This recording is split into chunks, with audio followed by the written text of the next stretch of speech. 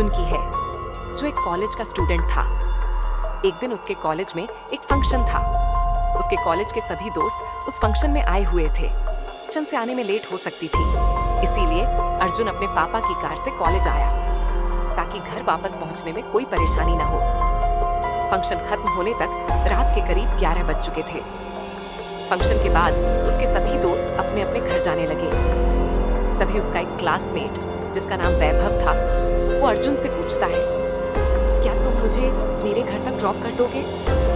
अभी बहुत रात भी हो चुकी है, तो मुझे घर तक जाने के लिए कोई रिक्शा या बस भी नहीं मिलेगी।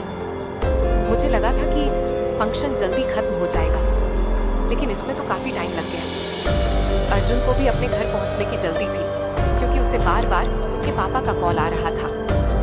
लेकिन जब वैभव ने उससे घर ड्रॉप करने की बात कही, तो वह सोच में पड़ गया और मन ही मन अर्जुन सोचने लगा, अरे यार, एक तो मुझे ही बहुत लेट हो रहा है और ये घर ड्रॉप करने को कह रहा है। फिर भी अर्जुन ने वैभव को उसके घर का रास्ता पूछा, तो उसे पता चला कि वैभव का घर तो उसके घर से दूर है। तब अर्जुन बोला, तुम किसी और से पूछ लो, मेरा और तुम्हारा घर अलग अलग लोकेशन में है। अगर मैं तुम्हें ड्रॉप करता हूँ तो मुझे ज्यादा लंबा रास्ता तय करना पड़ेगा। इससे मुझे अपने घर तक पहुँचने में और टाइम लग जाएगा। यहाँ तक कि मेरे पापा मुझे बार बार कॉल कर रहे हैं और कह रहे हैं कि घर जल्दी आओ। वैभव बोला, भाई मैंने सभी को पूछा, लेकिन कोई भी उस तरफ नहीं जा रहा। अच्छा, अगर मैं तुम्हें एक शॉर्टकट बता दूं, तो क्या तुम मुझे मेरे घर ड्रॉप कर दोगे? अर्जुन फिर से सोच में पड़ गया। तभी वैभव बोला, तुम्हें तुम्हारे घर तक पहुंचने में ज्यादा टाइम नहीं लगेगा, और जितना टाइम तुम्हें कॉलेज से अपने घर पहुंचने में लगता है, उससे बस 10 मिनट ही ज्यादा लगेगा।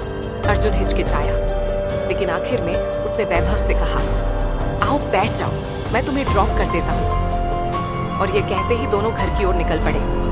फिर रास्ते में अर्जुन ने वैभव से कहा, इस तरफ मेरा कभी आना हुआ नहीं, तो ये रास्ता मेरे लिए बिल्कुल नया है। वैभव बोला, तुम चिंता मत करो, मैं तुम्हें वो शॉर्टकट बता दूंगा।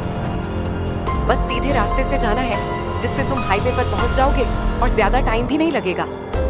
अर्जुन बोला, हाँ, हाईवे तक पहुंच जाने के बाद कोई प्रॉब्लम नहीं।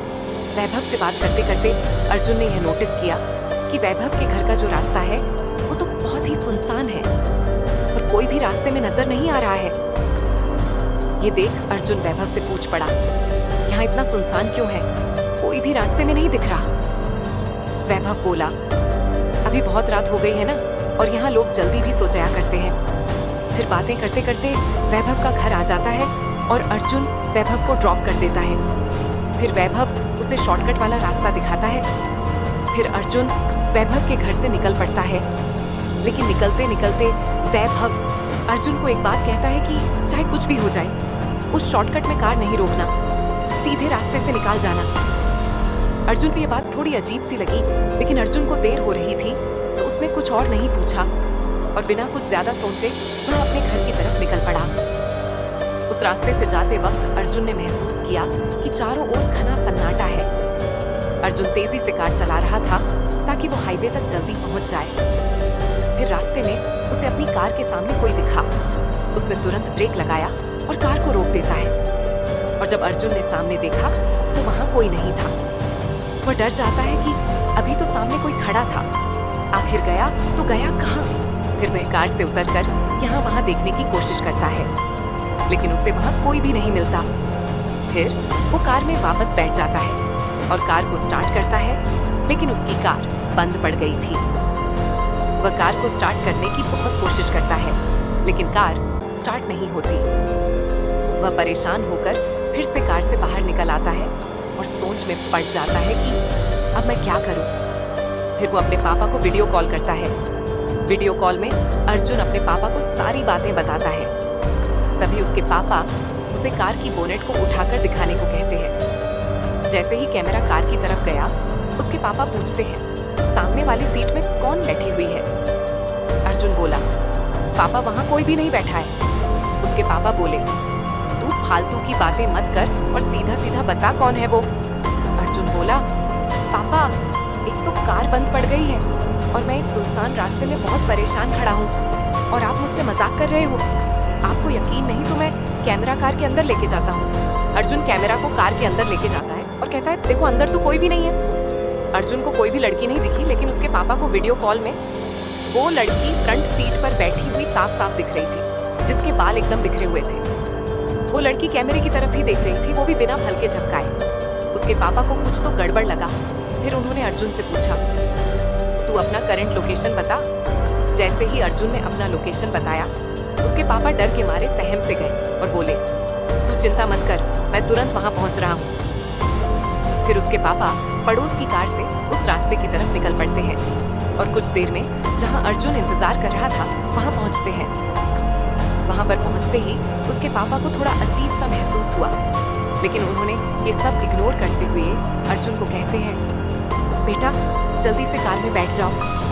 अर्जुन बोला, पर पापा आपकी कार तो यहीं है। वो बोले, उस कार को छोड़ो, तुम इस कार में बैठो, हमें घर जल्दी जाना है, मैं कल वो कार वापस ले आऊंगा। जाते जाते जब उन्होंने अपनी कार देखी तो उसमें कोई भी नहीं था। फिर अर्जुन कार में बैठ जाता है। उसके पापा उससे कुछ भी बात नहीं करते हैं और सीधा कार घर पहुंचने के बाद ही रोकते हैं और अर्जुन को सो जाने को कहते हैं। अर्जुन के मन में बहुत से सवाल थे।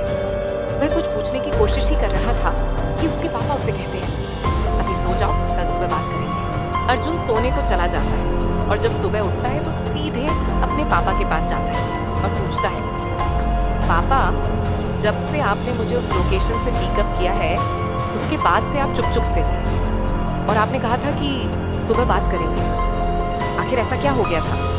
फिर उसके पापा कहते हैं, जब तुमने मुझे वीडियो कॉल किया था तब मुझे फ्रंट सीट पर एक लड़की बैठी हुई दिखी। बार बार पूछने पर भी तुमने कहा कि वहाँ तो कोई भी नहीं है, इसीलिए मैंने तुमसे तुम्हारा करंट लोकेशन पूछा। जैसे ही तुमने अपना लोकेशन बताया मुझे समझ में आ गया कि कोई प्रेत फ्रंट सीट पर बैठी हुई है।